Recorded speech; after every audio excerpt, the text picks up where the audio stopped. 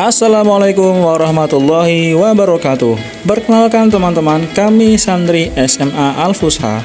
Pada kesempatan ini kami akan memperagakan dan menjelaskan proses pembuatan batik Pekalongan sebagai bagian dari ujian praktik seni budaya. Batik merupakan salah satu warisan budaya Indonesia yang telah diakui oleh UNESCO. Setiap daerah memiliki ciri khas batiknya masing-masing. Salah satunya batik Pekalongan. Batik Pekalongan dikenal sebagai batik pesisir yang memiliki warna-warna cerah dan motif yang beragam.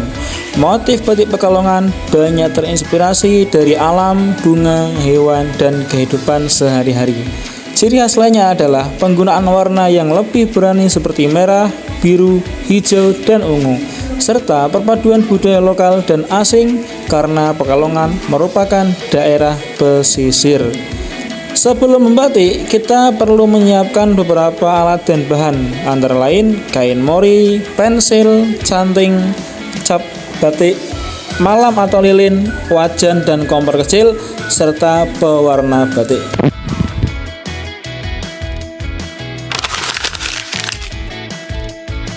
Langkah pertama adalah menjiplak pola. Langkah pertama ini merupakan langkah yang paling awal dalam membuat batik. Pola batik digambar terlebih dahulu di atas kertas, kemudian dijiplak ke kain mori menggunakan pensil. Proses ini harus dilakukan dengan teliti agar motif terlihat rapi dan seimbang. Pola yang digunakan bisa berupa motif bunga, daun, atau motif khas Pekalongan lainnya.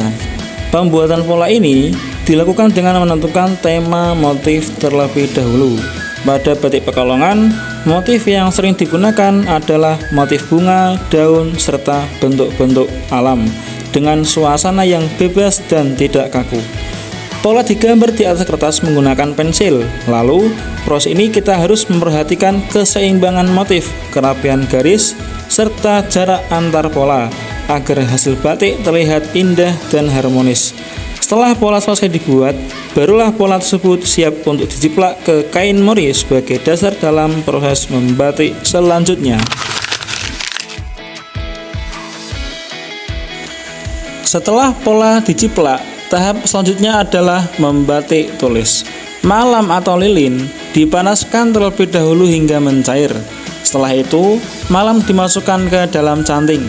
Canting digunakan untuk menutup garis-garis pola dengan malam. Proses ini membutuhkan kesabaran dan ketelitian karena malam tidak boleh menetes atau keluar dari garis pola. Bagian kain yang tertutup malam ini nantinya tidak akan terkena warna pada saat proses pewarnaan.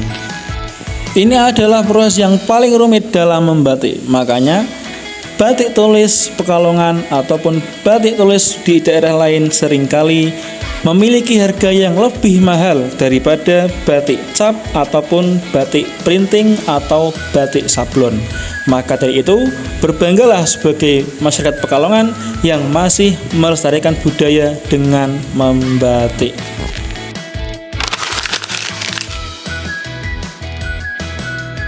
Selanjutnya yaitu membatik cap. Selain batik tulis, terdapat juga batik cap. Batik cap menggunakan alat berupa cap yang terbuat dari tembaga ataupun kayu. Biasanya, orang-orang Pekalongan menyebutnya canting cap. Canting cap dicelupkan ke malam yang panas, kemudian ditekan ke atas kain sesuai dengan pola yang diinginkan. Proses membatik seperti cap ini lebih cepat dibandingkan batik tulis, namun tetap membutuhkan ketepatan agar motif terlihat rapi dan sejajar. Untuk kerumitan, tentunya batik cap ini tidak lebih rumit dari batik tulis.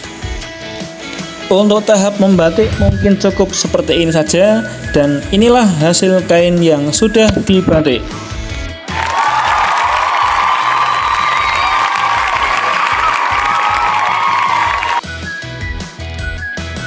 Setelah proses membatik selesai, kain akan melalui tahap pewarnaan dan pelorotan untuk menghilangkan malam. Akan tetapi, nanti akan dilanjut pada video yang selanjutnya.